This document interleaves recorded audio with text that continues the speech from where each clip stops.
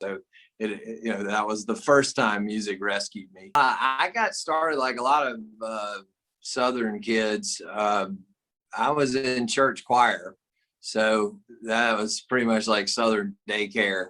So we were all sort of put in the choir, and I started singing then, and I had a hard time reading as a kid. I was dyslexic, and so the singing thing came easier, and so singing and being around music just made a lot more sense than everything else in my life. So that was the first time music rescued me.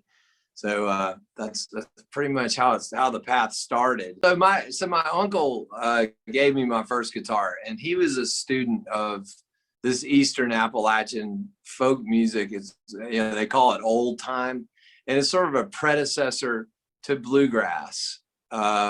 And it's a living oral history of all of the people that immigrated from Scotland and Ireland into the Appalachians.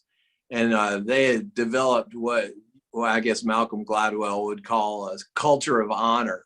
And so these songs are really compelling because they are sort of the breadcrumbs, the trails left of lives that were led in pretty adverse conditions, honestly. And I grew up around a lot of this music, and it's kind of dark.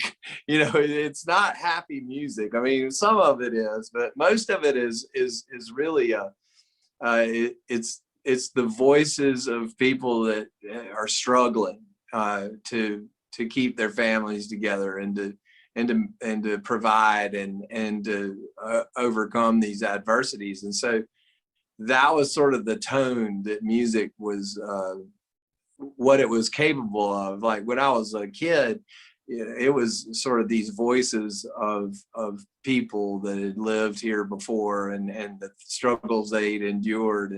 And so for me, it was always sort of this vehicle giving voice to the voiceless. And I've always loved that part of music, for sure.